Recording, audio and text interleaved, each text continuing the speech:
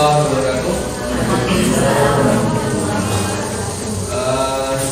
Sebelum saya mulai, sebelumnya saya mengucapkan banyak-banyak terima kasih atas kebersamaan waktu dan kesempatan yang Bapak Ibu berikan sehingga bisa meluangkan waktunya untuk bisa menghadiri undangan saya, yaitu dalam rangka diseminasi materi hasil pemaparan yang saya terima selama mengikuti program pendidikan Guru-Guru, di mana diseminasi ini merupakan kesimpulan dari beberapa materi yang sudah saya terima, mulai dari awal yaitu modul 1 sampai modul 1. Dan saya ucapkan banyak-banyak terima kasih juga untuk semua para kru kameramen yang sudah membantu. Sebelumnya di sini saya bukan bermaksud untuk menggurui atau memberikan materi, hanya saja sebagai pemenuhan tugas untuk melakukan diseminasi, yaitu pengimbasan materi. Akhirnya Bapak Ibu saya minta untuk berkumpul memenuhi undangan saya. Nah, di sini kita bisa sharing dari apa yang sudah saya terima, materi-materi apa yang sudah saya terima selama mengikuti program pendidikan Guru-Guru hingga sampai saat ini. Di sharing, saya juga butuh masukan-masukan dari Bapak Ibu semua. Oke, sebagai materi yang akan disampaikan oleh saya membahas tentang bagaimana menciptakan budaya positif di sekolah. Jadi mungkin selama ini budaya positif, apa itu budaya positif? Nah, mungkin selama ini Bapak Ibu sudah pernah mengajarkan, sudah pernah menyampaikan terhadap siswa-siswanya, terhadap peserta didik. Hanya saja Bapak Ibu tidak terlalu memikirkan tentang ini loh budaya positif. Intinya Bapak Ibu itu memberikan apa yang sudah jadi tugasnya, memberikan apa yang terbaik untuk siswa-siswanya. Nah, oke. Materi yang akan saya sampaikan yaitu menciptakan budaya positif di sekolah. Nama saya Dedi Irawan. Eskom itu karena saya kuliah di jasa S1 ya. Terus saya merupakan calon guru penggerak angkatan 7 kelas 301. Nah, nanti misalnya Bapak Ibu punya kesempatan ikut program pendidikan guru penggerak, Bapak Ibu akan jadi angkatan selanjutnya. Ya, kita lanjut ya.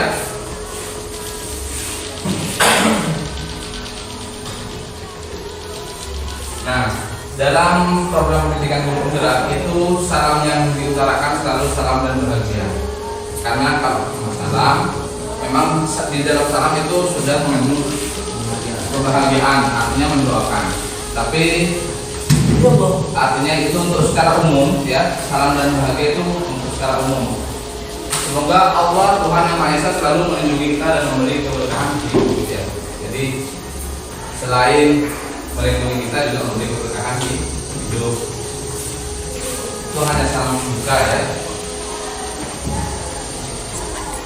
Terus, nah capaian belajar yang akan kita targetkan yang menjadi tujuan buat kita, yaitu yang pertama memahami konsep budaya positif yang di dalamnya terdapat konsep perubahan paradigma, stimulus respon, dan teori kontrol, 3 teori motivasi perilaku manusia, motivasi internal dan eksternal, keyakinan kelas, hubungan dan perbedaan, 5 kebutuhan dasar manusia, 5 motivasi kontrol, guru, dan segitiga restitusi. Yang kedua, menerapkan strategi disiplin positif yang memerdekakan murid untuk menciptakan ekosistem sekolah aman dan berpihak pada anak-anak. Mungkin selama ini budaya positif yang kita berikan kepada siswa itu kita tidak tahu cara atau belum memahami sepenuhnya cara mengklasifikasikannya. Mana yang termasuk dalam motivasi perilaku manusia, mana yang termasuk dalam motivasi internal eksternal, mana termasuk keyakinan kelas, apakah itu berupa hukuman atau penghargaan, terus kebutuhan dasar manusia apa ya, terus posisi kontrol guru dan segi tidak diskusi dalam memecahkan permasalahan. Terus strategi disiplin positif yang memerdekakan murid untuk menciptakan infrastruktur pengalaman dan memberikan pada murid. Sebenarnya kodrat kita sebagai guru itu memberikan pengajaran kepada siswa, di mana siswa itu selebihnya kita harus bisa memahami bahwa kodrat siswa itu harus bisa mencapai kebahagiaan yang tinggi-tingginya. Artinya sesuai dengan kodrat anak. Yang jelas setiap siswa pasti punya karakter masing-masing ya. Punya karakter masing-masing, karakter yang berbeda-beda, tergantung latar belakang lingkungan, keluarga dan lain sebagainya. Terus kita lanjutkan ya. Misalnya di sela-sela saya menyampaikan materi ada yang kurang jelas atau mau sharing atau mau bertanya, silakan Bapak Ibu angkat tangan ya. Terus pertanyaan tematiknya, nah, hukuman dapat mendisiplinkan anak. Hukuman itu bisa mendisiplinkan anak, hanya saja terkadang anak itu akan menciptakan rasa ketergantungan terhadap hukuman. Jadi kalau tidak dihukum, anak itu tidak berdisiplin, kadang seperti itu. Yang kedua, pemberian hukuman dengan hal positif seperti membaca atau memberikan pengalaman sekolah dapat meningkatkan disiplin anak. Nah, kalau bisa pemberian hukuman yang akan kita lakukan itu mengarah ke hal-hal yang positif, seperti yang membaca atau memberikan halaman sekolah, di mana hukuman itu selain dapat memberikan efek untuk berhenti kepada siswa melakukan tindakan yang negatif, juga siswa itu memperoleh perbaikan karakter atau perubahan mindset untuk menjadi lebih baik. Terus yang ketiga, memberikan penghargaan dapat meningkatkan motivasi belajar anak. Nah, memberikan penghargaan, hati-hati dalam memberikan penghargaan, karena konsep dasar pendidikan menurut Hajar Dewantara, penghargaan yang berupa material itu sangat dihindarkan, karena itu bisa memberikan ketergantungan juga terhadap siswa ketika mau meraih sesuatu yang akan dicapai. Nah, penghargaan itu berupa apa? Apresiasi, ya. Terus kalau misalnya nanti di akhir hasil penilaian belajar nanti berupa nilai. Oke, kita lanjutkan.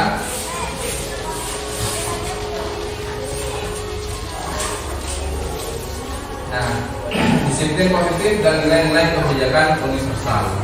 Apa itu disiplin positif? Apa itu nilai-nilai kebijakan universal? Sebenarnya mari kita simak contoh yang ada di bawah ini. Perubahan paradigma. Misalnya ada A dan B, ada Bapak Ibu dan teman Bapak Ibu yang ada di sampingnya. Sobeklah sekali kertas kecil, tuliskan sesuatu yang sangat berharga, misalnya menuliskan target, kemudian letakkan di salah satu tangannya, kemudian genggam yang erat. Nah, teman yang di sampingnya akan mencoba dengan sekuat tenaga dengan berbagai cara untuk meminta agar Bapak Ibu itu bisa membuka kepala tangannya, untuk melihat apa yang ditulis. Nah, teman di sampingnya bisa membujuk agar Bapak Ibu bisa membuka tangan kepalanya, bisa mengancam, bisa menghabis, bisa merayu, bisa menyuap, apa saja yang akan dilakukan agar kepala tangan Bapak Ibu bisa terbuka. Nah, awas kalau tidak dibuka, ya biasanya seperti itu. Saya cukup mati anak-anak ini. Kalau anak kecil seperti itu. Nah, mengancam itu ya salah satunya, membujuk ya segala macam banyak cara biar Bapak Ibu itu bisa membuka kepala tangannya. Nah, kesimpulannya yang bisa didapat apa?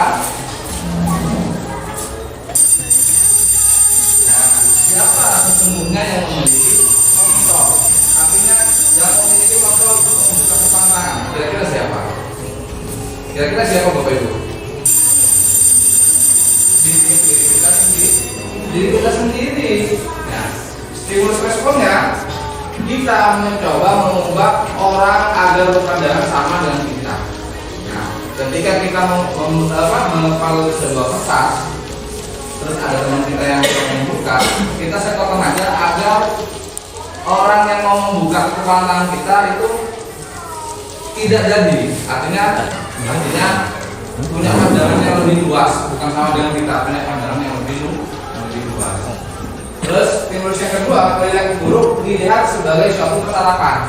Nah, mungkin teman kita yang akan membuka kepala tangan kita itu menilai yang kita lakukan terlalu buruk karena dia mau membuka kepala tangan kita. Terus sedangkan teori kontrolnya sebenarnya semua perilaku itu memiliki tujuan. Kita melakukan kepala tangan, tidak mau membuka kepala tangan kita itu pasti memiliki tujuan. Terus orang lain bisa mengontrol saya. Teorinya hanya Anda yang bisa mengontrol diri Anda. Ya, artinya hanya Bapak itulah yang bisa mengendalikan individu per individunya. Jadi orang lain tidak bisa mengontrol. Saya bisa mengontrol orang lain, itu anggapannya. Terus Anda tidak bisa mengontrol orang lain, itu yang realnya. Pemaksaan ada pada saat bukan gagal. Nah, jadi ketika Bapak Ibu kepala tangannya itu mau dibuka, ternyata gagal, di situ mungkin akan terjadi pemaksaan. Terus kolaborasi dan konsensus menciptakan pilihan-pilihan baru. Nah, tapi kalau Bapak Ibu mengajak kolaborasi dengan maksud untuk membuka kepala tangan, mungkin itu bisa tercapai. Jadi kolaborasi itu namanya kerjasama. Model berpikir menang atau kalah. Pasti kalau kita memaksa, kita akan punya pikiran kalau dia bisa membuka berarti saya menang. Kalau dia tidak membuka berarti saya kalah. Sebenarnya seharusnya seperti ini, model berpikir menang-menang. Artinya kita punya tujuannya lebih baik, sama-sama punya tujuan yang lebih baik. Ya. Oke, kita lanjutkan. Apakah makna disiplin? Nah, secara bahasa itu ya, disiplin artinya belajar. Makna asal dari kata ini berkonotasi dengan disiplin diri dari murid-murid menurut Socrates dan Plato. Disiplin diri membuat orang menggali potensinya menuju sebuah tujuan apa yang dia hargai. Namun dalam budaya kita, makna kata disiplin telah berubah menjadi sesuatu yang dilakukan seseorang pada orang lain untuk mendapatkan kepatuhan. Nah, mungkin pemikiran kita disiplin itu merupakan sesuatu yang dilakukan seseorang pada orang lain untuk mendapatkan kepatuhan. Jadi kalau tidak ada kata-kata disiplin, itu tidak akan patuh. Ya. Terus yang diwarnai merah-merah ini merupakan kata-kata yang sering terjadi, yang sering digunakan oleh anggapan seseorang. Disiplin dengan kesadaran yang menang bukan dengan apa yang kita hargai atau pencapaian suatu tujuan mungkin. Lanjutkan ya, sambil dinikmati Bapak Ibu. Meskipun hanya sekedar ala kadarnya ya. Terus nilai-nilai kebijakan universal. Nah, ini nilai kebijakan adalah bersifat positif manusia yang merupakan tujuan dunia yang ingin dicapai setiap individu. Nah, nilai-nilai kebajikan pasti itu tertanam sebenarnya dalam mindset, dalam benak Bapak Ibu sekalian ya. Nilai-nilai tersebut bersifat universal atau umum dan lintas bahasa, suku bangsa, agama maupun latar belakang. Karena kenapa kok nilai-nilai kebajikan itu pasti ada, hanya Bapak Ibu itu tidak bisa atau belum bisa merasakan, oh ini loh nilai-nilai kebajikan. Sebenarnya Bapak Ibu sudah pernah mengajarkan atau bahkan sering, Nah, karena setiap perilaku atau perbuatan memiliki satu tujuan, pasti itu. Setiap perbuatan memiliki tujuan. Dengan mengaitkan nilai-nilai kebajikan yang diamini seseorang, maka motivasi intrinsiknya akan terbangun. Motivasi yang berasal dari dalam diri, sehingga menggerakkan motivasi dari dalam untuk dapat mencapai tujuan yang diinginkan. Nah, selama saya mengikuti program pendidikan itu penggerak, yang menjadi motivasi diri saya ya, sebenarnya itu bagus juga ya. Itu ada 3 kata, yaitu tergerak, bergerak, dan menggerakkan.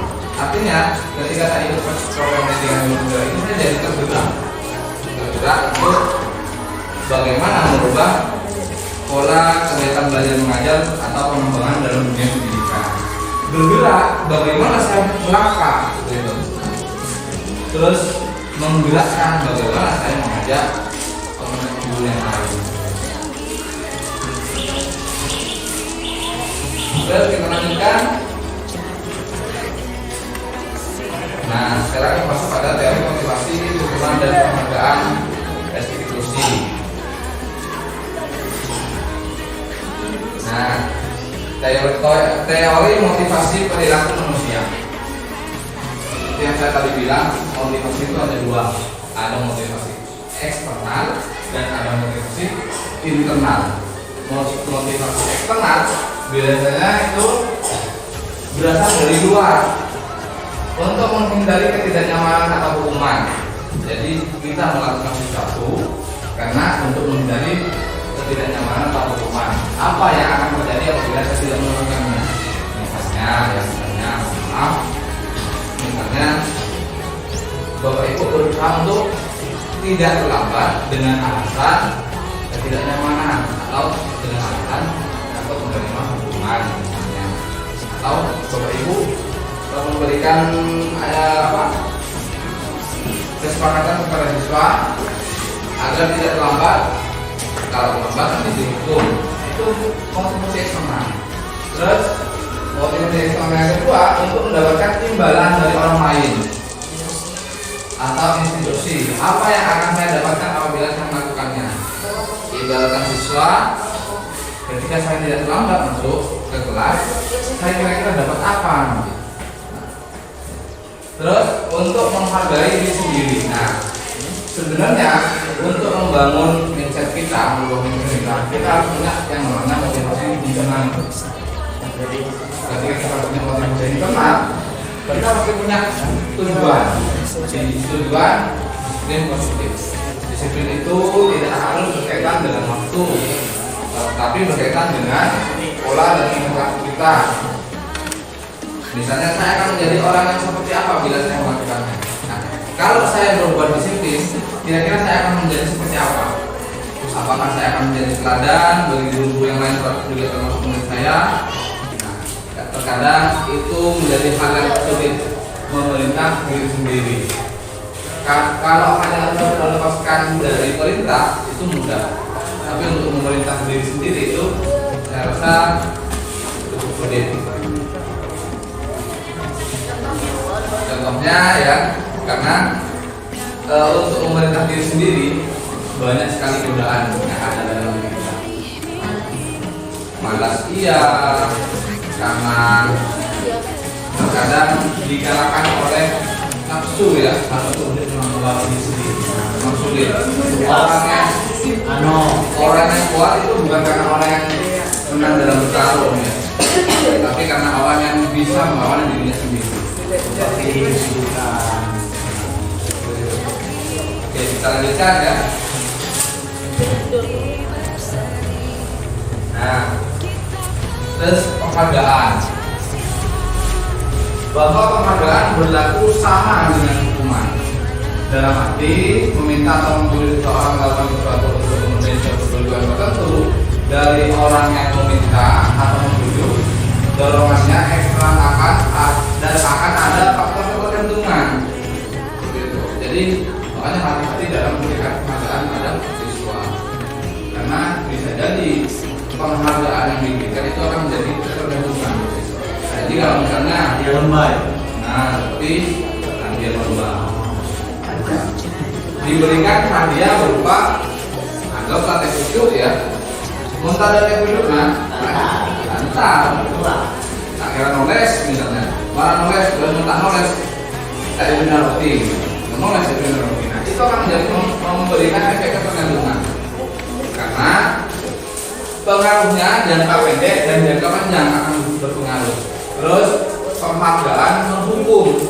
Sebenarnya kita memberikan penghargaan kepada siswa itu sama halnya secara tidak langsung kita memberikan hukuman. Terus penghargaan mengurangi ketepatan, penghargaan tidak efektif, penghargaan merusak hubungan.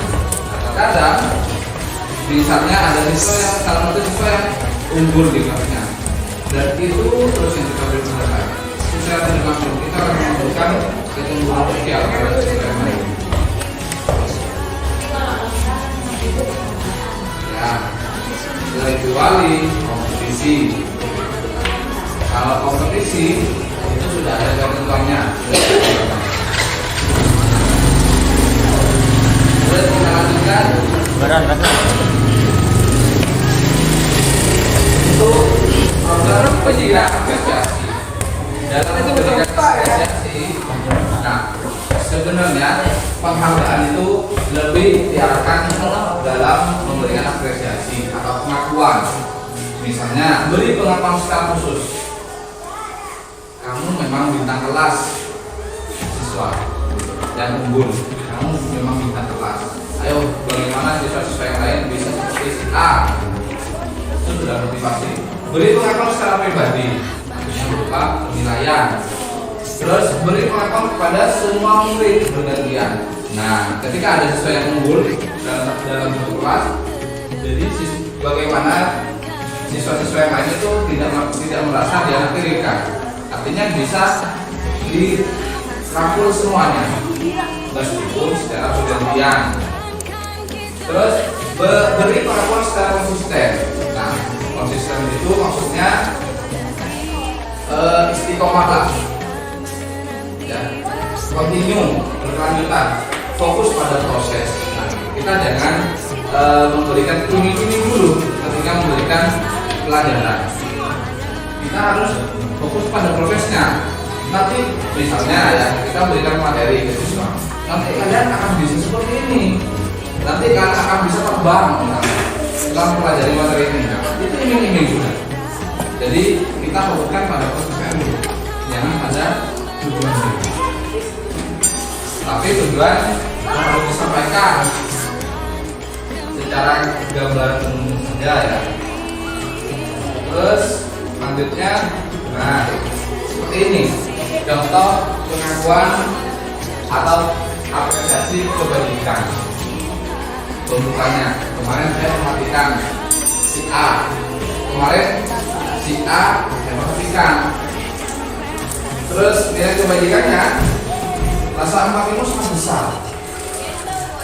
Terus situasinya pada saat menolong murid baru di kelas kita. Nah, misalnya Alvin, kemarin saya perhatikan kamu, rasa empatimu sangat besar sekali ketika kamu menolong murid baru di kelasnya. Kedua, saya menghargai. Artinya ya, kalau kita lebih lanjut ya, nilai kebajikan ini nilai apa yang akan kita berikan terhadap siswa. Pasti kemudian jawab. Terus situasinya karena apa siswa itu diberikan nilai kebajikan. Pada saat kamu baru teman, pada saat kamu mempunyai kertas. Nah, jangan lupa diawasi dengan kalimat pembukaan. Saya menghargai, ucapkan terima kasih. Kemudian kita lanjutkan. Nah, di sini kita akan mengklasifikasikan mana hukuman atau konsekuensi. Mencatat 100 kali di dalam buku kalimat saya tidak akan terlambat lagi karena terlambat ke sekolah. Ini ada si A terlambat ke sekolah. Coba kamu mencatat satu buku saya tidak akan terlambat lagi. Nah, ini termasuk apa? Hukuman atau konsekuensi? Hukuman. Terus yang kedua, lari mengenai lawan basket 2 kali karena terlambat. Hukuman atau konsekuensi? Hukuman. Push up 15 kali karena tidak menggunakan masker. Hukuman. Menggantikan kertas tugas teman yang telah dicoret. Konsekuensi. Membersihkan tumpukan air di meja karena tersenggol. Konsekuensi. Murid disuruh untuk mengenakan sepatu seharian sekolah karena tidak mengenakan sepatu hitam. Hukuman. Hukuman apa konsekuensi? Hukuman. Lari mengelilingi lapangan basket 2 kali karena terlambat 10 menit. Hukuman. Belajar yoga. Hukuman. Konsekuensi. Hukuman. Jadi tadi hukuman, konsekuensi. Hukuman. Ini apa? Hukuman. Hukuman. Itu. Jangan terbagi dengan guru pelajaran PJOK. Oke, kita coba lihat ya hasilnya ya. Nah, jadi hukuman itu merupakan suatu akibat atau tindakan karena kesalahan yang sudah ada di aturan. Sedangkan konsekuensi ya itu sesuatu yang harus dilakukan karena akibat diri sendiri meskipun itu tidak ada di aturan. Kesalahan dirinya sendiri. Ulang. Kalau hukuman ya, itu sudah tergantung atau sudah tersirat dalam aturan sekolah. Ya, tersurat dalam aturan sekolah. Sedangkan konsekuensi itu tidak ada. Itu timbul karena kesepakatan diri. Kesepakatan yang karena kesalahan yang dilakukan oleh itu ya. Kita lanjutkan. Sertifikat. Oke, tepuk tangan ya, coba tepuk tangan dulu. Terus, nah ini loh perbedaannya. Ini siswanya mendapatkan. Ini loh perbedaan hukuman dan konsekuensi. Kalau hukuman sesuatu yang menyakitkan harus terjadi.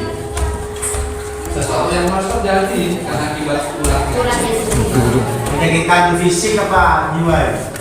Ya dua-duanya. Ya. Membuat anak sakit fisik maupun hati kalau hukuman untuk jangka waktu yang lama. Karena sebenarnya anak itu tidak mau. Terkadang anak itu melanggar hukuman dengan alasan tidak sengaja. Bangun kesiangan tidak sengaja sebenarnya.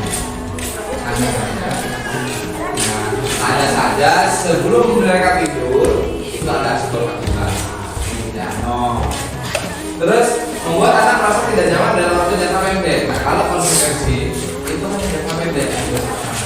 Jadi anak itu tidak akan merasa minder, tidak akan merasa sakit hati. Anak memiliki kedisiplinan, anak menghargai kedisiplinan. Terus mendorong anak menyakiti diri sendiri. Kalau hukuman, kalau konsekuensi mendorong anak agar mudah menyelesaikan diri. Tidak ya, kalau menyakiti diri sendiri, anak itu seolah-olah dipaksa. Kalau kamu melanggar aturan ini, kamu harus akibatnya seperti ini. Hukuman itu hukuman. Kalau konsekuensi itu kebijakan, kesepakatan pisah.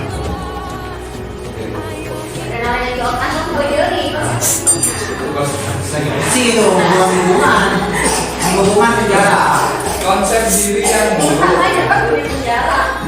Jadi ketika hukuman diterapkan, itu konsep diri yang akan dilakukan akan buruk. Misalnya mentalnya akan buruk. Tapi kalau konsekuensi, konsep diri yang lebih baik.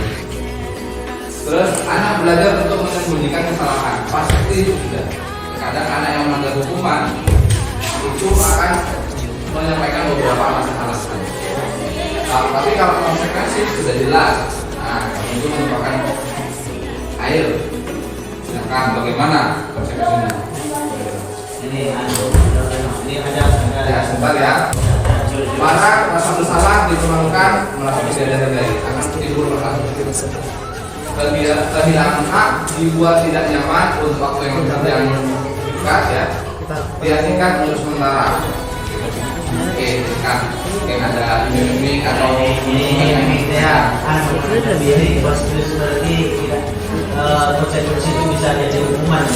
Kira-kira gimana jika keadaan tidak sesuai? Konsekuensi ini ya akan bisa menjadi hukuman kalau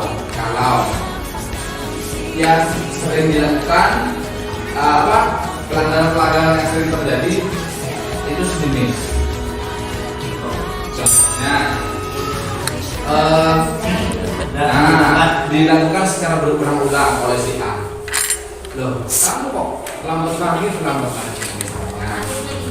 Dia sudah melalui fase konsekuensi. Nah, seperti itu. Akhirnya itu ditetapkan sebagai aturan. Diajukan ke sekolah untuk dijadikan aturan, kemudian dimasukkan ke normatif. Jadi suatu aturan yang akan ada hukumannya. Terus selanjutnya restitusi. Apa itu restitusi? Itu sudah di depan. Nah itu restitusi bagi murid untuk memperbaiki kesalahan mereka. Yang tebal-tebal ini kalimat pokoknya. Mereka bisa kembali pada kelompok mereka dengan karakter yang lebih kuat. Proses kolaboratif yang mengajarkan murid untuk mencari solusi masalah mereka. Orang seperti apa yang ingin mereka inginkan menjadi sebuah mulia. Terus bagaimana mereka harus melakukan orang lain. Jadi restitusi itu restitusi itu ya sebenarnya fase-fase dalam menyelesaikan masalah yang kita kenal dengan segitiga restitusi ya. Kita next. Keyakinan kelas. Nah, keyakinan kelas ini contohnya apa? Sebelum kita mau mulai pelajaran di tahun ajaran baru, harusnya kita kesepakatan. Terutama kalau di jenjang SD atau FI, terutama di kelas, itu harus dibuat kesepakatan. Baik harapan, keinginan maupun hambatan-hambatan yang dialami. Dan next. Nah, mengapa tidak peraturan saja? Kok harus keyakinan kelas? Beda. Kalau peraturan harus menggunakan helm bila mengendari kendaraan roda dua itu sudah ketentuan. Aturan sudah. Gimana sih? Tidak bisa dirubah. Ya. Terus, mengapa kita memiliki peraturan 3M dari selama masa COVID kemarin? Ya.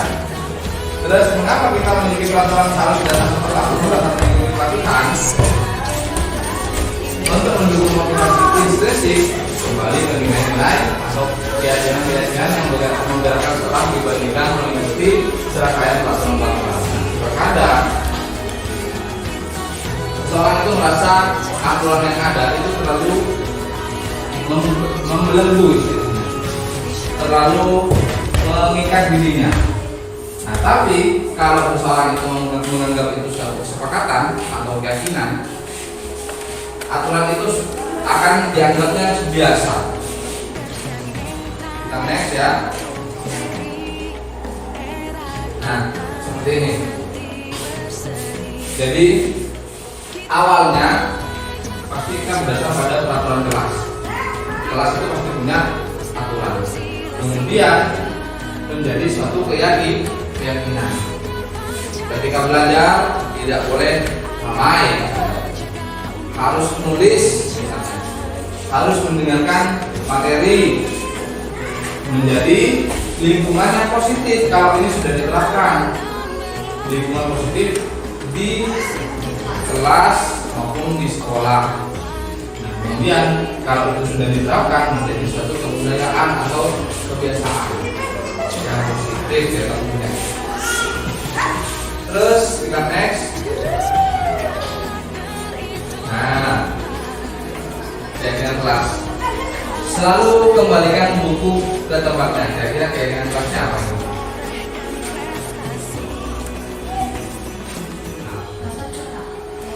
Apakah menghargai orang lain?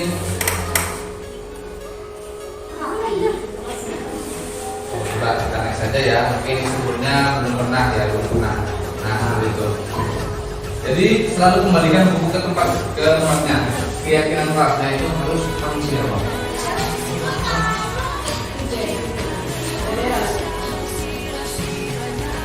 Terus dilarang ganggu orang lain. Jadi dia menghormati. Nah, ini sebenarnya bisa jadi sebuah aturan karena yang kita diubah menjadi keyakinan. Hal itu menjadi budaya positif bagi diri kita. Itu ya di dalam kekerasan, karena keselamatan bermain di dalam menggunakan narkoba karena berpengaruh buruk terhadap kesehatan.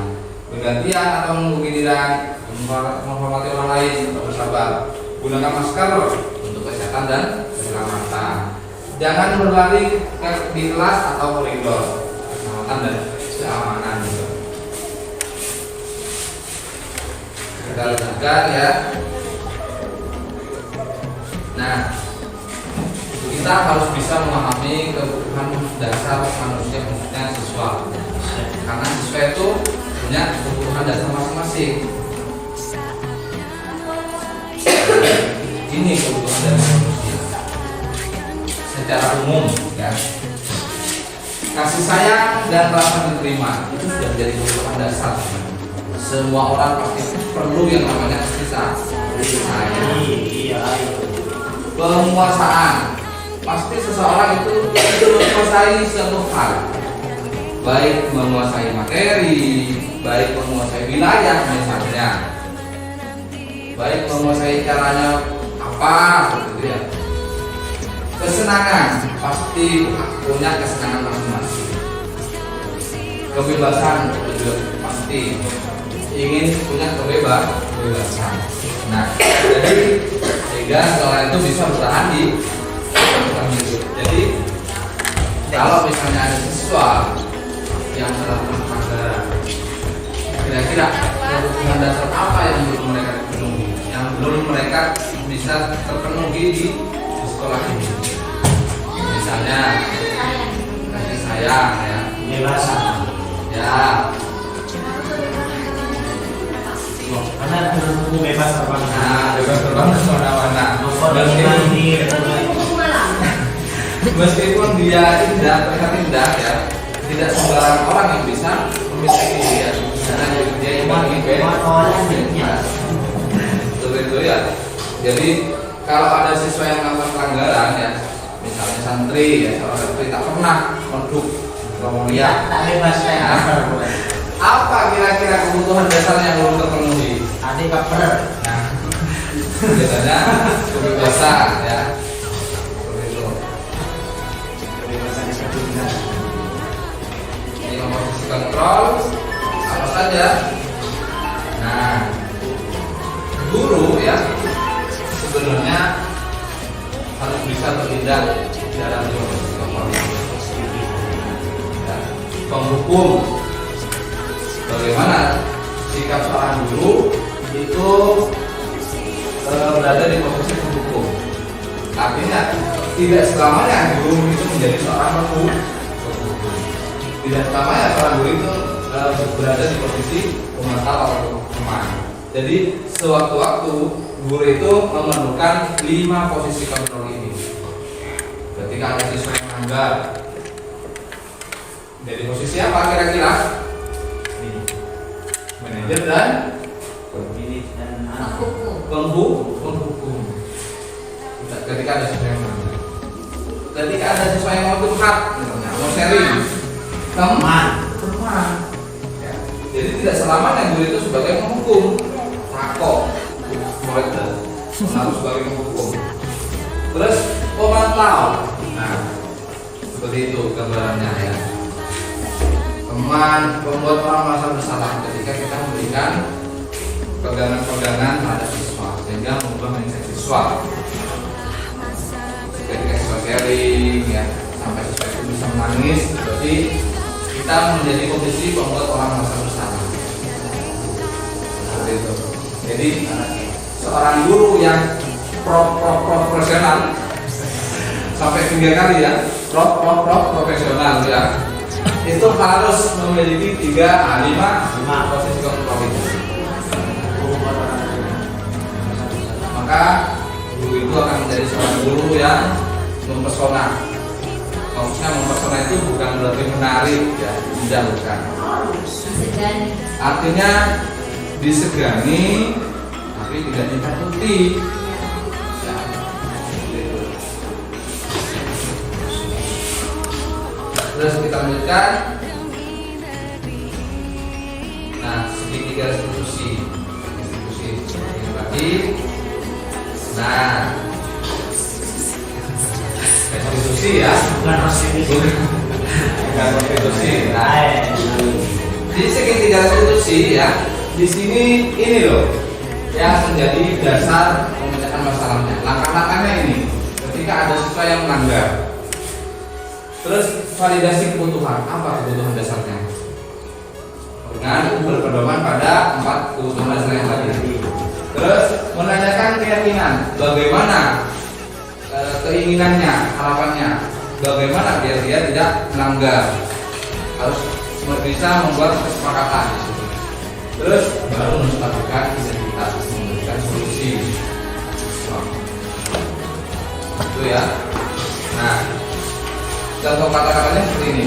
Ketika validasi kebutuhan, kamu tentu punya alasan kenapa kamu melakukan itu. Ya, kau udah tak pernah pak. Ya, kau udah tekankan pak. Ya, kau udah takut. Kau tak berjami, enggak ya. Jadi seperti itu ya. Adakah cara yang lebih baik, yang lebih efektif untuk mendapatkan apa yang kamu butuhkan? Misalnya tak pernah. Kira-kira bagaimana cara mengatasi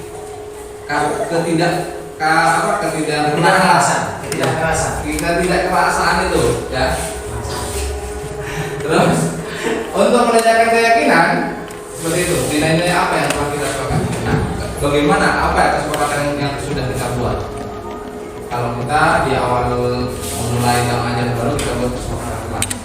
Kamu ingin menjadi orang yang seperti apa? Tanyakan keinginannya. Terus menstabilkan identitas. Setiap orang pasti pernah melakukan kesalahan. Jadi disampaikan wajarlah. Ya. Kamu bukan satu-satunya yang pernah melakukan ini. Ya. Kalian sama sebenarnya dengan siswa yang lain. Jadi bagaimana caranya kalian tidak dibilang sama dengan siswa-siswa yang punya sikap atau kepribadian yang tidak baik. Terus selanjutnya, nah ini menstabilkan identitas contohnya. Guru berkata, buat salah itu ada yang manusiawi.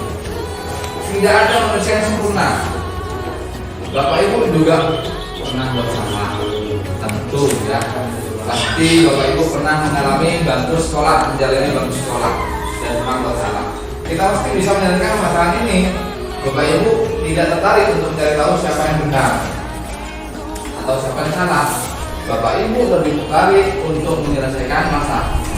Jadi ketika ada sesuatu melanggar atau konflik, Bapak Ibu jangan berusaha untuk mencari siapa yang benar siapa yang salah, tapi berusaha untuk menyelesaikan masalah.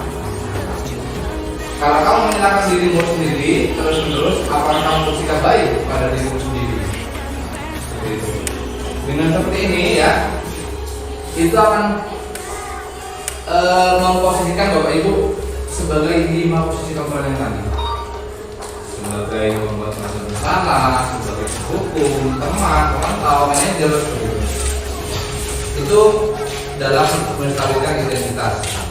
Terus yang kedua seperti itu ya, bisa saja melakukan hal yang lebih baik dari dulu, tapi kamu tidak melakukannya kan, itu sebagai bentuk teguran sekaligus motivasi.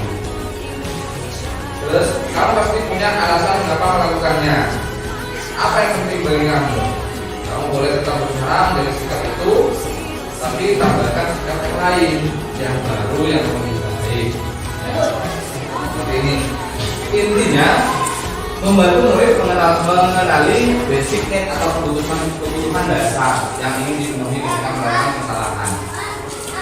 Jadi murid itu bisa, bagaimana caranya murid itu berpikir kebutuhan dasar apa yang belum terpenuhi sehingga murid itu melakukan kesalahan. Terus kita lanjutkan ya. Seperti itu. Menanyakan keyakinan anak melihat kesalahannya dihubungkan dengan norma sosial dan nilai-nilai yang mendasari manusia berinteraksi dengan orang lain. Kata-katanya contohnya seperti itu. Apa nilai yang kita percaya di kelas? Nilai-nilai universal apa yang telah disepakati dan seterusnya ya. Oke, kita lihat saja ya. Hampir sudah ini. Sampai di sini sudah. Oke, disiplin positif seperti ini konsepnya, disiplin positif ya. Jadi teorinya yang saya ambil itu berdasarkan Dr. William Glasser, dipecah menjadi 4 ya. Anda tidak bisa mengontrol orang lain, hanya Anda yang bisa mengontrol diri Anda. Semua perilaku memiliki tujuan. Model berpikir, menang-menang, kolaborasi dan konsensus menciptakan pilihan-pilihan baru. Terus realitas kebutuhan kita berbeda. Kita berusaha memahami pandangan orang lain tentang dunia. Setiap orang memiliki gambaran yang berbeda. Nah, jadi kalau kita bisa menerapkan teori ini, insya Allah kita mudah dalam mengatasi permasalahan yang cukup kompleks kalau kita menjadi pendidik ya. Karena di sini sudah ada 5 posisi kontrolnya, terus dasar manusianya, terus teori motivasinya, gitu. Terus kita lanjutkan ya. Nah, terima kasih sudah. Mungkin ada yang mau sharing atau berbagi pengalaman Pak, seperti saya pernah mengalami hal seperti ini. Ketika diberi tindakan malah kabur misalnya ya. Mungkin kita bisa saling sharing. Seperti itu. Kita sharing. Ayo, silakan sambil dinikmati ya hidangannya. Sambil dinikmati. Oke, ya silakan.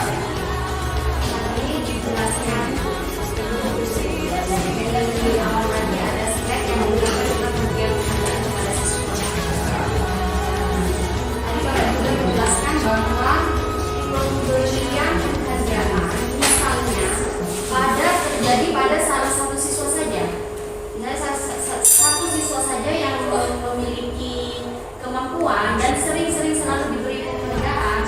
Nah ini loh karena kamu pintar ini sering diberi penghargaan. Bapak tadi menjelaskan juga bahwa akan membuat kejenuhan sosial bagi siswa-siswa yang lainnya. Nah, masalahnya di sini karena memang ada yang satu anak atau salah satu anak saja yang sering aktif dan sering mendapatkan penghargaan. Nah, bagaimana cara solusinya untuk memberikan agar tidak terjadi kejenuhan sosial yang seperti Bapak jelaskan tadi. Terima kasih. Ini kan kita sudah sharing ya, bukan berarti saya tahu ya, sudah sharing. Penghargaan ya, atau apresiasi tepatnya ya. Kalau kita berpatokan pada penghargaan, itu sama halnya kita memberikan hukuman secara tidak langsung. Kenapa? Dengan penghargaan identik itu akan membuat siswa merasa ketergantungan. Kalau tidak ada penghargaan, maka siswa itu tidak mau aktif misalnya. Jadi bagaimana caranya biar tidak mau berpikir kebulan sosial bagi yang lain. Nah, ini saja penghargaan yang diberikan kepada siswa itu berupa apresiasi, tangan. Terus bagaimana dengan siswa yang lain? Terus sedangkan siswa yang selalu aktif itu, yang selalu kumpul itu, kita punya banyak macam cara untuk melakukan kegiatan belajar mengajar. Misalnya di situ ada yang namanya pembelajaran teman sejawat. Kita kelompokkan siswa yang pintar, artinya diratakan. Siswa yang pintar tidak hanya menyebutkan siswa yang pintar saja. Artinya siswa yang pintar itu digabungkan dengan siswa-siswa yang menengah ke bawah. Nah, kemudian siswa yang lain juga seperti itu. Hingga akhirnya ketika pemilihan jawaban, hanya Bapak Ibu memberikan pertanyaan. Sudah tahu, sudah jelas kelompok siswa yang unggul itu yang pasti bisa menjawab. Nah, kita berikan kesempatan pada kelompok siswa yang sama. Jadi, nah, ketika salah satu kelompok siswa yang bisa menjawab ada di kelompok yang lain, ya, kita memberikan apresiasi tidak hanya pada satu orang, tapi secara berkelompok. Sehingga teman kelompoknya juga merasa dihargai, ya, merasa diapresiasi, begitu. Secara otomatis kalau kita buat kelompok, ada yang namanya model pembelajaran discovery learning, ya. Discovery learning itu pembelajaran dibuat per kelompok, ya. Kalau siswanya lumayan ada, kita buat per kelompok. Lumayan Ya, lumayan. Kita buat per kelompok. Kita berikan masalah di situ. Coba kelompok yang ini. Nah, masalah itu kita berikan beda-beda level. Siswa yang kelompok yang pintar, levelnya ini masalahnya. Yang menengah ini, yang menengah ke bawah ada di bawahnya masalahnya. Jadi kita ukur sesuai dengan kemampuan, sehingga secara otomatis semua kelompok pasti bisa aktif. Artinya permasalahan yang kita berikan itu tidak sama, tidak harus sama levelnya. Nah, dalam konsep pemikiran ada itu ibaratkan suatu makhluk hidup, pendidikan itu kalau diperhitungkan 13, ibaratkan ada 5 hewan, ya, ada ikan, kura, terus ular, ya, terus katak. Terus tujuannya pohon kelapa. Pohon kelapa.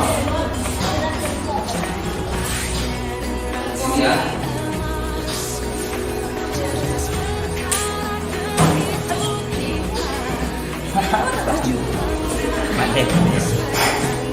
Ada ikan. Kera.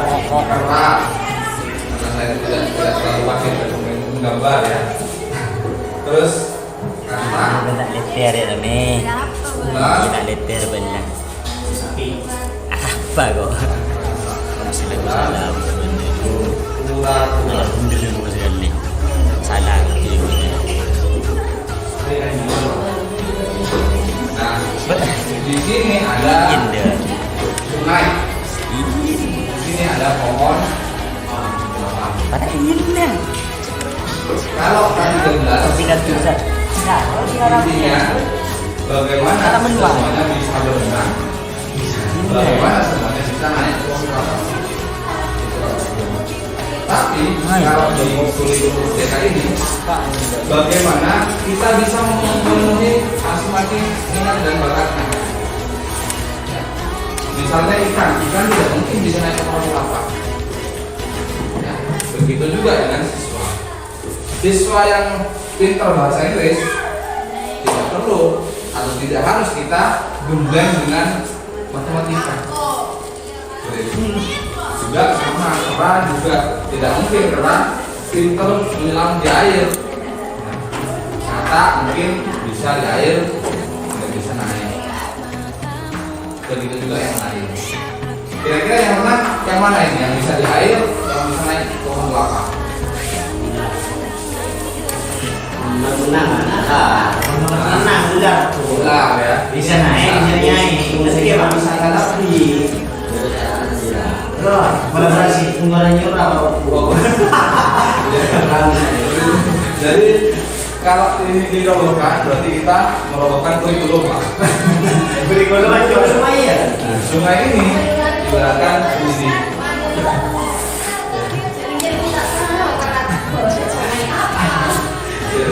Macam pertanyaan dia. Nah, kita merobohkan kurikulum dia sesuai setara dengan pendidik. Oh, caranya kok Pak? Kurikulum. Nah, makanya dirubah ke kurikulum merdeka ya. Jadi ini kita sesuaikan. Oh, kita harus biasa. Bacaan ya, Nah, tidak dituntut untuk bisa, tapi dituntut untuk mengembangkan minat ilmu. Oke, mungkin ada lagi materi. Sudah ya? Oke. Saya sampaikan terima kasih banyak untuk Bapak Ibu yang sudah memberikan kesempatan dan meluangkan waktunya kepada saya. Tidak ada balasan yang bisa saya berikan untuk kebaikan Bapak Ibu semua. Semoga alhamdulillahnya dibalas yang berkata ya. Terima kasih semuanya Pak. Terima kasih banyak. Saya sampaikan kurang lebih yang maaf kalau ada kata-kata yang tidak berkenan. Mohon maaf. Assalamualaikum warahmatullahi wabarakatuh. Waalaikumsalam warahmatullahi wabarakatuh. Kita belajar Pancasila, kita bernafas dalam sila-silanya. Kita belajar Pancasila, ayo kita jaga untuk Indonesia. Oke, assalamualaikum warahmatullahi wabarakatuh.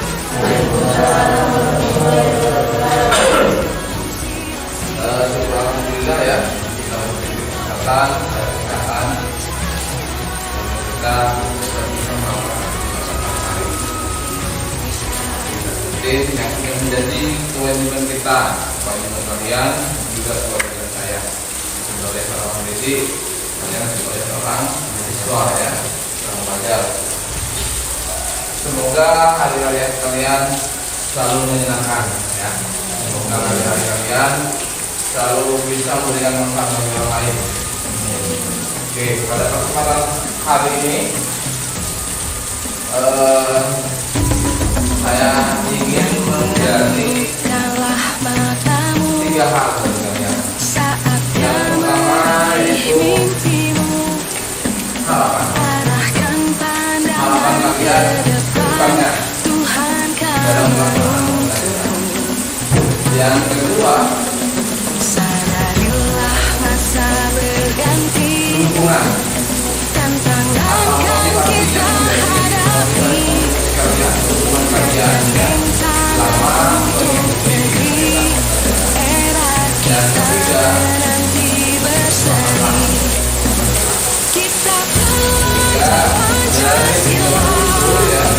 Yang pertama nafas dalam sila-silanya.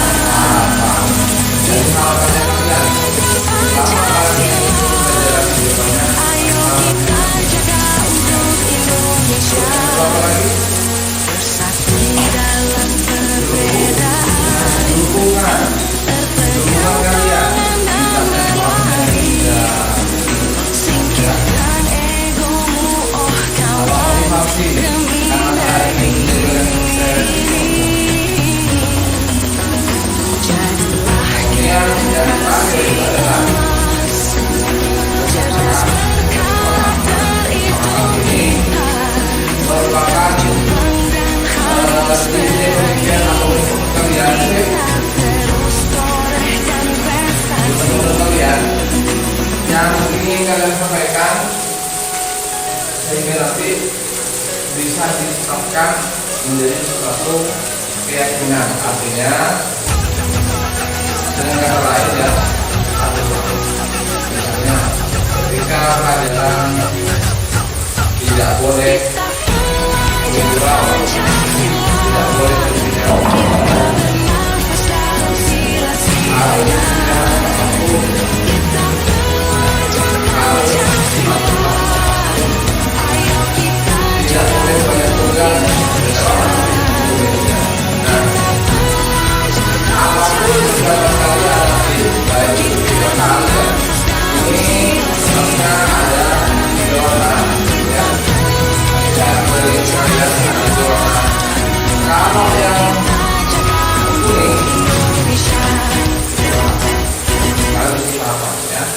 saya akan bagikan satu-satu. Kalau yang merah, pink, ya, pink itu kesepakatan. Kalau yang biru kalian isi dengan motivasi atau dorongan atau dukungan, ya. Yang mendorong kalian bisa lebih giat untuk belajar. Harapan kalian kedepannya sama pelajaran.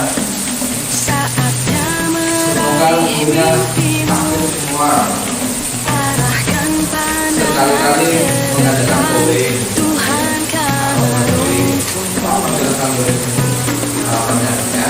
sadarilah masa Setelah kalian mengerjakan hal berganti ini, tantangan kan kita hadapi saya memberikan gandeng tangan untuk negeri era kita nanti berseri silakan kita tulis belajar 2 Pancasila 3 poin kita bernafas dalam sila-silanya yang tidak bagian belajar Pancasila ayo kita jaga untuk Indonesia kalau banyak lupa. perbedaan Terus nanti pegang silakan tangan tulis berlari mengingatkan singkirkan egomu nanti akan diingatkan di sini demi negeri ini nanti kan banyak jadilah yang akan generasi emas kalian tulis kayak cerdas berkarakter itu kita berjuang dan harus berani kita terus torehkan prestasi dukungan dulu apa motivasi ya yang buat kalian merasa semangat itu tadi kira apa ya? Misalnya setiap pagi uang saya benar itu kan terus karena setiap kali selasa kali Sabtu itu kan ini itu baru kan motivasi karena bisa ketemu ketemu siapa bilangnya kita yang bilang dalam sila-silanya ya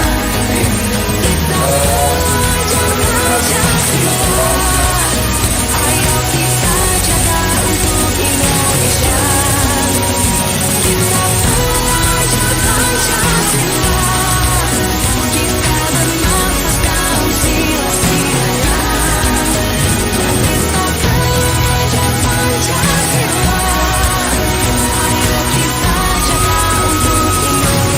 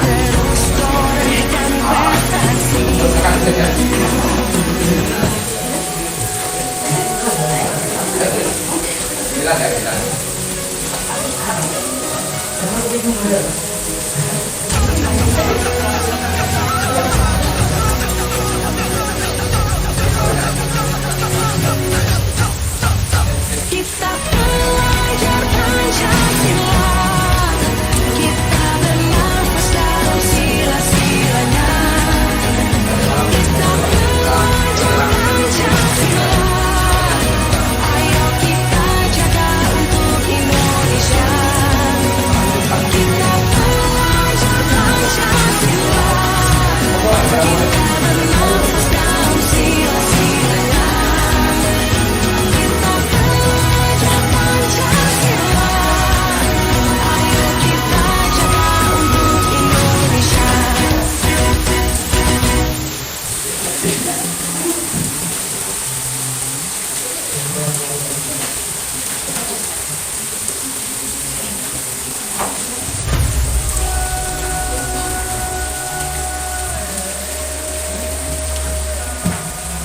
Semoga misalnya, semoga dengan sekolah ini yang kita menjadi orang kiai lebih laki-laki, lebih tepat, dan menjadi seorang kiai. Semoga belajar berikutnya Matamu saatnya meraih mimpimu, ada yang bilang, arahkan pandangan ke depan, Tuhan kan menuntun. Sadarilah masa berganti, tantangan kan kita hadapi, bergandeng tangan untuk negeri, era kita menanti berseri.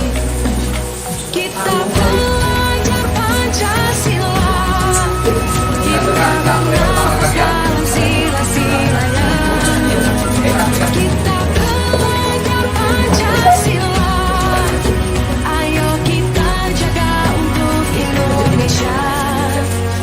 Bersatu dalam perbedaan, terpegang tangan dan berlari. Singkirkan egomu, oh kawan, demi negeri ini. Jadilah generasi emas, cerdas berkarakter itu kita. Berjuang dan harus berani, kita terus torehkan prestasi. Yuk, benar.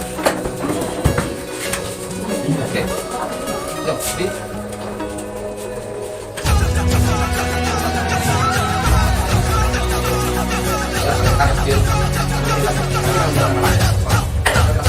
Kita belajar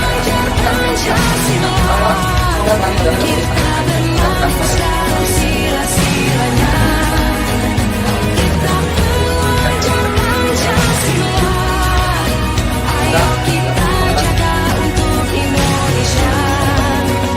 Kita belajar Pancasila, kita bernafas dalam sila-silanya.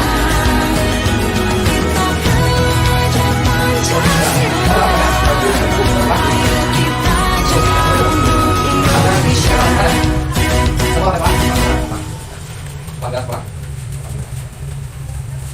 Selanjutnya saya harus lagi. Saya harus lagi semuanya sudah lebih pertama sudah terus. Bagaimana? Bagaimana? Semoga. Semoga. Semoga kita berhasil.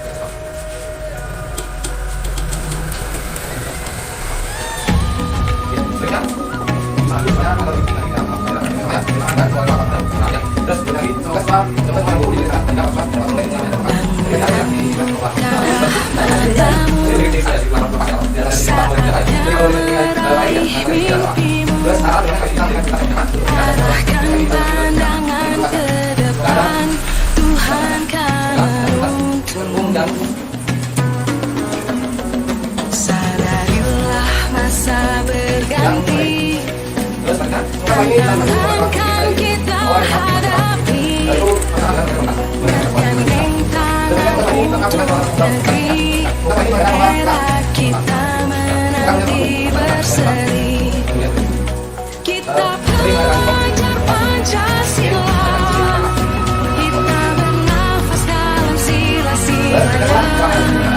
kita belajar Pancasila. Ayo kita jaga untuk Indonesia. Bersatu dalam perbedaan, berpegang tangan dan berlari. Singkirkan egomu, oh kawan, demi negeri ini. Jadilah generasi emas, cerdas berkarakter itu kita. Berjuang dan harus berani, kita terus torehkan prestasi.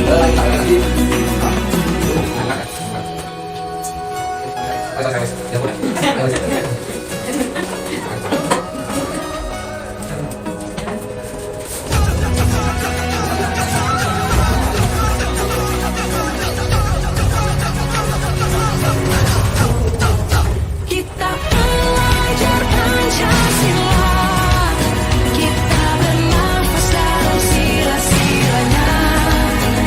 Kita belajar Pancasila, ayo kita jaga untuk Indonesia. Kita belajar Pancasila, kita bernafas dalam sila-silanya. Kita belajar Pancasila, ayo kita jaga untuk Indonesia.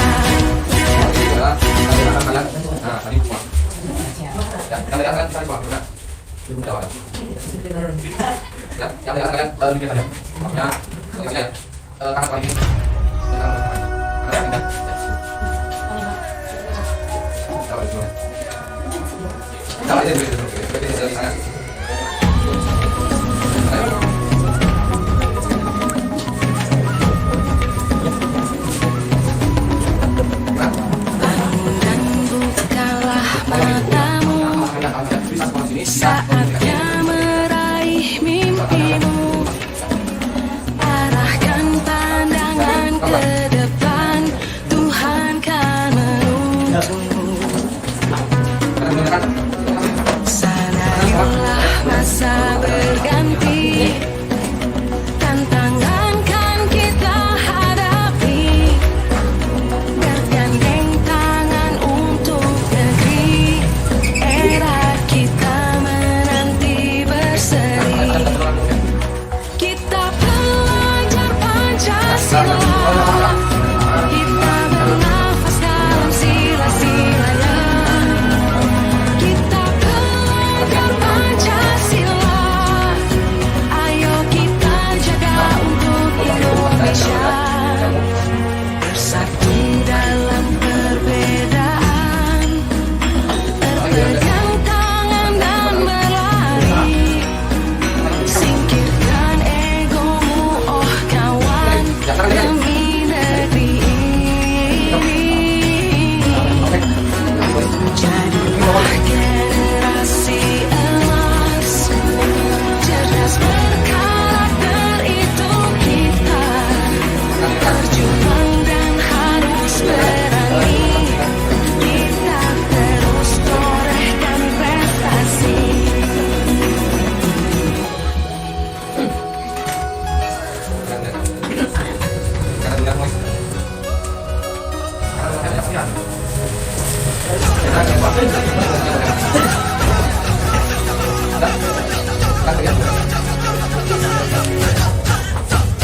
Kita belajar Pancasila, kita bernafas dalam sila-silanya. Kita belajar Pancasila, ayo kita jaga untuk Indonesia. Kita belajar Pancasila, kita bernafas dalam sila-silanya. Kita belajar Pancasila, ayo kita jaga untuk Indonesia.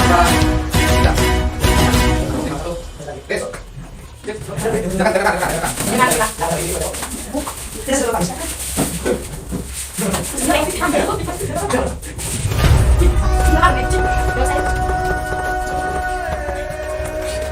Bukalah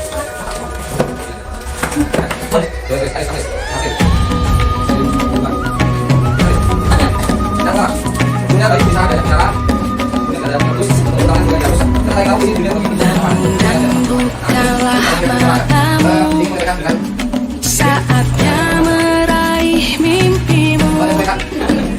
Arahkan pandangan ke depan, Tuhan kan menuntunmu.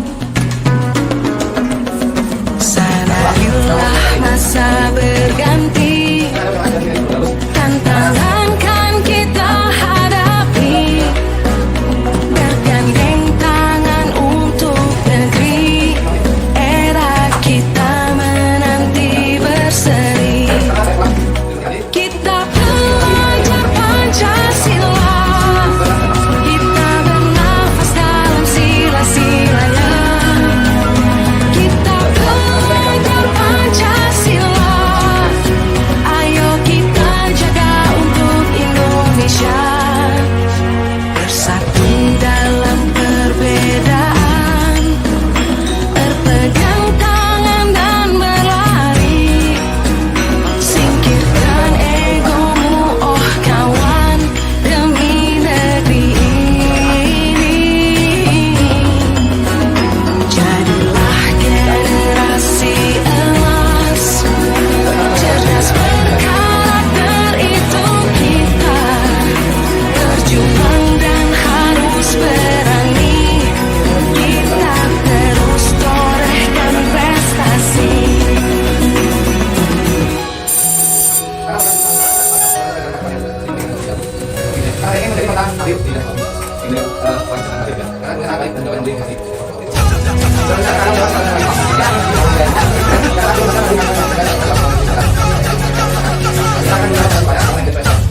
Kita belajar Pancasila, kita bernafas dalam sila-silanya.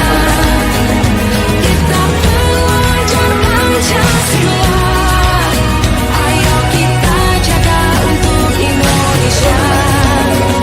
Kita belajar Pancasila, kita bernafas dalam sila-silanya. Kita belajar Pancasila, ayo kita jaga untuk Indonesia.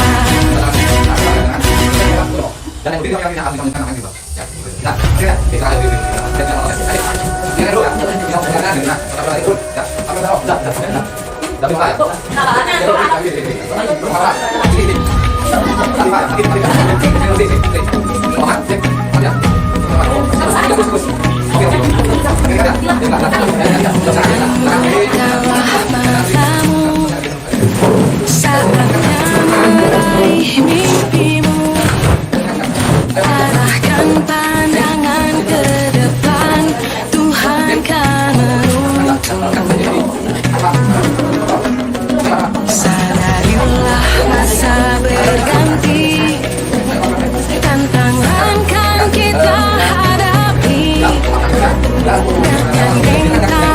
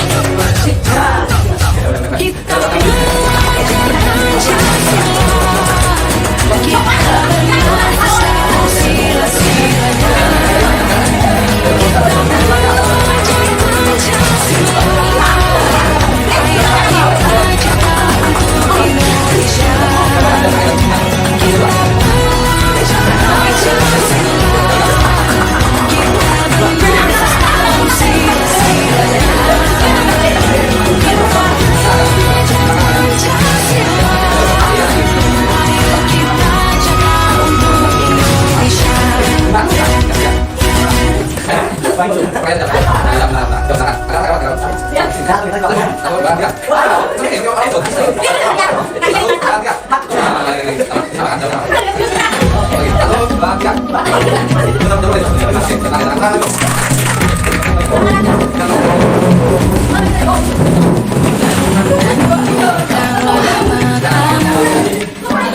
Saatnya meraih mimpimu, arahkan pandangan ke depan, Tuhan kan menuntunmu.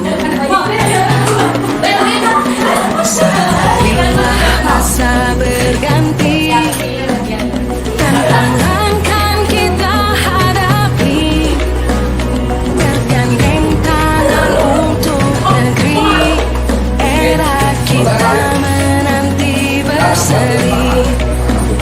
Kita belajar Pancasila, kita bernafas dalam sila-silanya. Kita belajar Pancasila, ayo kita jaga untuk Indonesia. Bersatu dalam perbedaan, berpegang tangan dan berlari. Singkirkan egomu, oh kawan, demi negeri ini. Jadilah generasi emas, cerdas berkarakter itu kita. Berjuang dan harus berani, kita terus torehkan prestasi.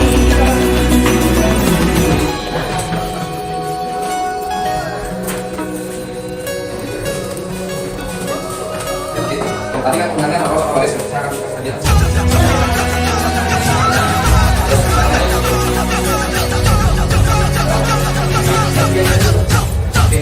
Kita belajar Pancasila, kita bernafas dalam sila-silanya.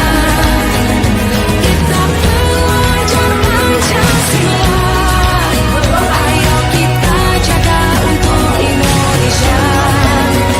Kita belajar Pancasila,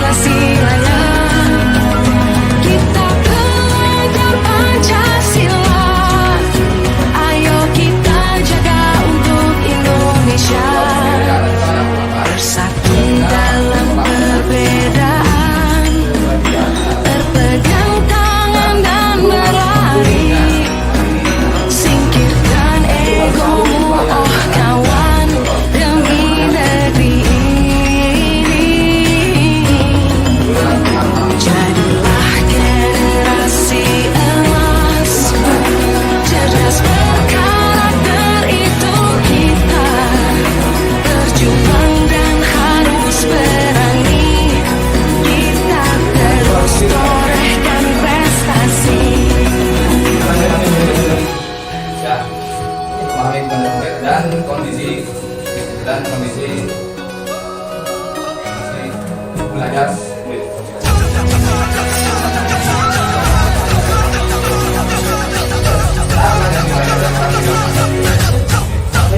Kita belajar Pancasila, kita bernafas dalam sila-silanya.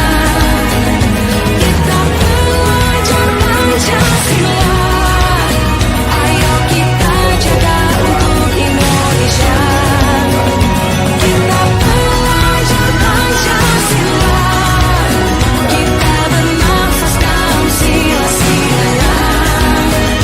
Kita belajar Pancasila, ayo kita jaga untuk Indonesia.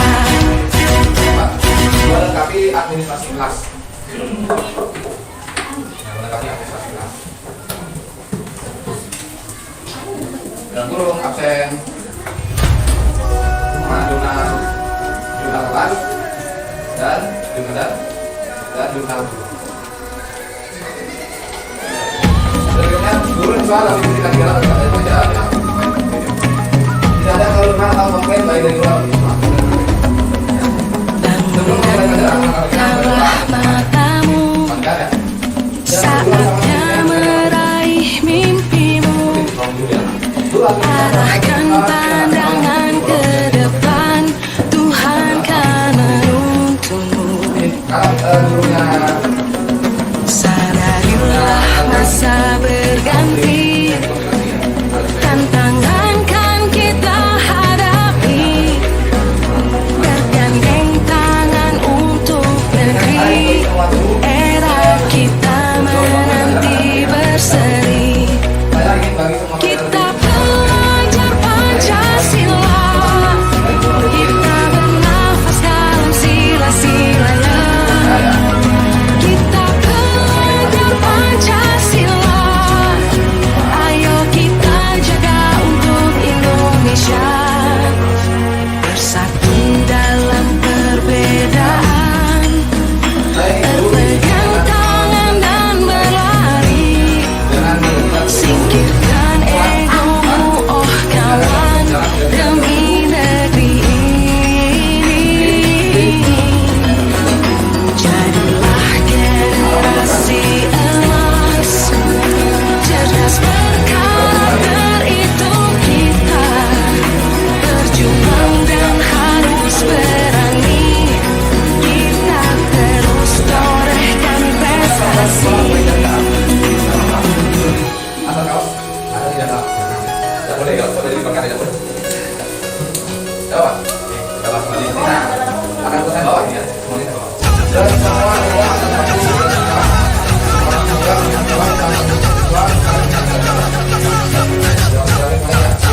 Kita belajar Pancasila, kita dengan guru yang lain juga sesuai dengan nanti di hari Kamis akan ada rapat akan mengajak guru-guru maupun sekolah beberapa membuat visi sekolah. Visi itu sama halnya dengan target atau tujuan. Di bawahnya itu ada peraturan perubahan, di mana peraturan perubahan ini mengandung kesepakatan yang sudah dibuat. Nah, oke. Sebelum saya akhiri ya, terima kasih atas kesempatan dan waktunya ya. Terima kasih juga terhadap gagasan yang kalian tuangkan di kertas berwarna itu. Semoga kedepannya hari-hari kalian lebih berwarna dan lebih banyak memberikan manfaat bagi orang lainnya. Sebelum kita tutup, nanti ada penutup sama ya dari masing-masing kantor ini ya. Saya akan terima kasih banyak. Assalamualaikum warahmatullahi wabarakatuh.